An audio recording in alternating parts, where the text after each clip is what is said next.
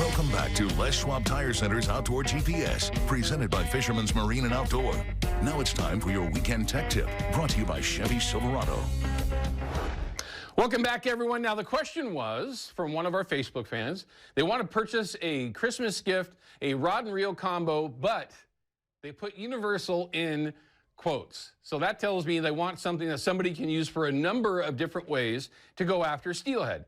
Now, there's literally no way that you can argue that floats are by far the most popular way to target steelhead. And that is for a very, very good reason. It's a whole lot easier. You spend a lot more time fishing than tying knots. And you can position yourself, depending on what you've got below that float, in a number of different ways. You can fish deep. You can fish shallow. You can fish against the bank, down the middle of the river. There's a number of things you can do with a float system. Again, you can change whatever those baits are below it, but the hard part that you might run into is if you did change those baits below it, your float system might not work that well, okay? Now, a lot of folks are going to go, well, you know, one giant bobber is going to be fine, it'll float everything. True, but if you have a bobber that's just way too big for anything that you might be doing, it is not an advantage, okay? Because if you've got a really big float, and a fish does grab whatever bait you're fishing, it's not going to want to go under the water very easily. The fish can figure that out just like that and spit whatever it is that they've ultimately initially grabbed. So you want to try to keep that realistic, or I wouldn't say to a minimum. I would also say it this way too, oddly enough. I'd rather have too much float than not enough, all right? If I'm only fishing an 1/8 ounce jig all by itself, I'll use a 1/4 ounce float because I can add some split shot and change things up. Or if I've got a 1/4 ounce jig and I want that larger profile, if I'm fishing that 1/4 ounce float already, I don't really have to change anything. I can either pull off those split shots and still be able to float whatever it is with that float floating right at that line. And that's why these Arrow floats are designed the way that they are. They've got this little line right here and the orange spot on top. That's where you want that float to be on the water line. Because when a fish does grab it, it's easy for the float to go under. It doesn't feel it as easily as, say, if this was a 1/2 ounce float where it's going to put more pressure on it. It's just going to go under, a little bit simpler. And that is an advantage. So to answer that question specifically after the rambling that I just gave you, I apologize. This is the setup that you're going to want. Now, it doesn't have to be the exact rod and reel combo. This is just a perfect reference for it. It's a 10-foot rod, not a 10-6, okay, and not a 9-6. The 10-foot length, and pretty much all the manufacturers out there have them. If it's not exactly a 10, if it's like a 9-8 or a 10-2, that's fine. You're getting into that longer length of the 10-6s or even shorter into the 9s and 9.5s. You're just, it'll all work. But if you want that perfect universal rod, I think the 10-footer is perfect. You can use it in a drift boat, you can bank fish with it, you can cover a lot of ground, and it's not going to have that extra length of, say, that 10-6 rod, right? So, again, number of different manufacturers out there make that 10-foot rod. Doesn't have to be that, but somewhere close to it. 9-6 will still work too, but I prefer to have at least 10 for a float rod because it does help you pick up that line off the water, okay? When you're mending your line, which is probably the number one thing that you have to remember to do correctly when you're float fishing. That's a different topic for a different day, but you need to be able to pick that line up, and that longer rod is a huge advantage for that in a number of different ways. So 10 foot is where I'm going to recommend. This particular one, of course, is an edge. I love the best, and that's what it is. But again, 100 different manufacturers out there make different rods in the same length and weight rating. So here's what you want to write down. This is the 1004-2 extra fast, okay? What that means is that it's a ton of backbone in the bottom end of the rod and a very soft tip, which is important, okay? Again, this is where folks get confused with rods. Again, it doesn't matter what manufacturer it is. They're going to look at all these numbers and go, geez, what does all this mean? Extra fast just means that you're going to be able to pick up line a little bit quicker. It's got a lot more backbone in the bottom end, like I said, and a soft tip. I love that, okay? Again, 10 foot, and this is a 6 to 17 pound. Y'all have heard me mention that I love 10 to 20s for a number of different reasons, but for that universal rod, you don't necessarily have to have something as heavy as say a 10 to 20. So a 6 to 17, an 8 to 18. Again, manufacturers have their own little number combos that they put out there. But again, 10 foot in the 6 to 17 is what this particular rod is. It's loaded with a 3,500 size or 3,000 or 4,000 size reel. Okay, that's a part of the puzzle, rod and then the reel. Another one of the questions was, well, you always talk about these super expensive rods, and that is true, and forgive me for that. But there's a ton of rod and reel combos out there that you can find for somebody for under $100 for the reel and under $100 or around $100 for the rod. There's a lot of them that are out there. You need to go to Fisherman's and take a look at those options that they have, and don't hesitate to ask the folks there what their advice might be, because they're all pros. They understand your questions that you're going to have, okay?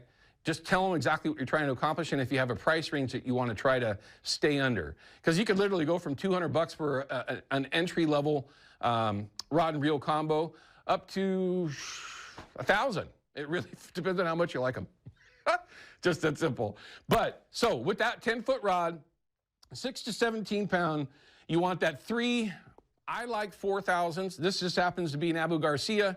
They go 35, 25, 45. Shimano and others, they go 2,000, 3,000, 4,000. I want a bigger reel than what some might think. 4,000 is what I fish 99% of the time, because it gives you that larger spool. You're able to pick your line up faster. Whatever the gear ratios are, that bigger spool will pick up line faster. Now, if you have the choice, get the highest gear ratio spinning reel that you can find, and the fastest one that's out there is the Abu Garcia Revo Rocket, okay? Unbelievable reel. It's one of my favorites all time because it's so darn fast. Again, that 3,000, 4,000 size reel, 10-foot rod, you want to get them the line that they can use to fill it with. Let's get a shot with that Kershaw Tech Cam. This reel is loaded with the P-Line TCB braid 8 in 40 pound. Okay, I like the 40 pound these days just because the diameter is what the old school 30 pound braid was. You get the extra 10 pounds of weight, which you by no means need for a steelhead rod, but it is less likely to wrap around your tip, okay?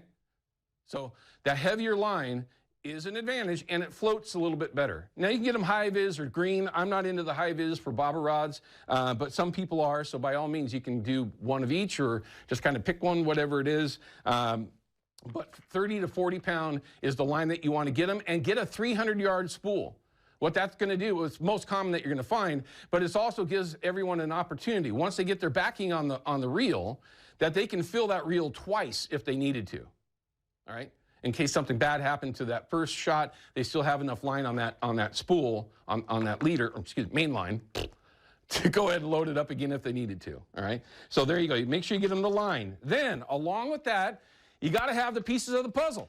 The rod and reel combo, sure, that's great. Uh-oh, broke that. Not the rod, thank God. Along with that, you got to get some of the extra stuff, right? Here's an assortment of floats that you're going to want to look at. When you go to Fisherman's, there's going to be a huge wall of floats. Overlook the knockoffs. Just go to the Arrow floats. Everyone tries to do what Arrow does. Just get Arrow, okay? It's just that simple. Same money, but the originals, and there's a reason for that. Bobber dogging floats, because that system could be used for bobber dogging, absolutely. With this particular setup that I'm showing you, I fell in love with this a couple of years ago. A good friend of mine kind of pointed it out. I'm using the Bead Master floats. They're a weighted float.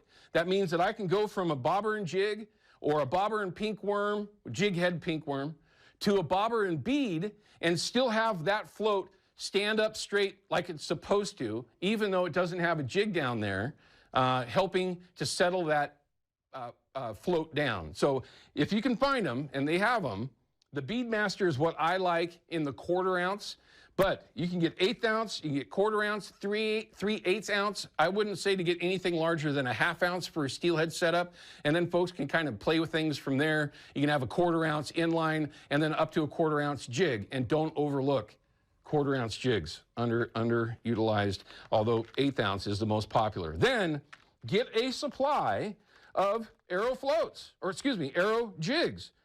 If you don't get a Nightmare, which is right here, this is the one that everyone, and I have had not great luck with this, but I have seen people do great. The Whitehead Nightmare jig, extremely popular for a reason. I'd start there and then get a few assortments of different color combos that those folks that you're getting that rod and reel for can have, right? And I'd get them in the 1/8 ounce just because, again, more universal. But get them a supply of different floats, different sizes, and they're inexpensive. You can get 3 or 4. Get them some beads so that they can go ahead and have the beads that they need when they get out and do some fishing. Along with that, the leader that you're going to want, the CFX leader from P-Line, unquestionably the most popular these days that's out there for good reason. Certainly something to keep in mind to get them a little bit of leader to go with it. And if you find Brad's hooks in that size 1, size 2, 1/0, I'd throw that in there too. So don't forget your Pro-Cure either. Jack kind of alluded to this earlier. Sand shrimp and krill are my 2 favorite in the sprays. And then, of course, shrimp krill. And there is no doubt that everywhere I go chasing steelhead, I have steelhead combo. That is, in my opinion, the best one that's out there. But at the very least, some scent is also a good thing to do. So if you head over to Fisherman's and you pick out a rod and reel combo, the line to go on it, a couple of jigs and some beads and floats to go with it, whoever it is that is in your life that you want to get started steelhead fishing, maybe they just got started, maybe they've been doing it forever, but you just want to get them a system or a setup that's going to be specific to chasing steelhead that they can do a number of different things with. If you follow these guidelines, there will be a smile from ear to ear, just like that. And you can do it for right around $200. You could do it from, if it's not $200, it'd be $225, $250, okay? If you wanted to get under $200 with that rod and reel combo, just forgo any of the gear to go with it. Just get that rod and reel. And you can easily do that for under a couple of $100. You just got to pick whatever system or whichever rod and reel that might get recommended to you if you head over to Fisherman's Marine and take a look. Because they've got a lot of options. It can be intimidating, but just ask them. Those guys over there and gals, they know exactly what's going on and what it is that you need. So there you go. Hopefully that helps the individual that asked that question. That is your last Christmas gift idea. And there's no question that any of these other little things that are here, from bobbers to jigs to beads to leader, scent, these are all great stocking stuffer ideas as well for folks that are fishermen, fisher people, that you want to make sure has some of the best gear that they can have some success with. Now, I got a couple of calls that are holding. I want to try to get to at least one of them. So stick with us. When we come back, we're going to try to get a phone call in, and we're going to let you know what we got going for this upcoming weekend post-Christmas. We'll be right back.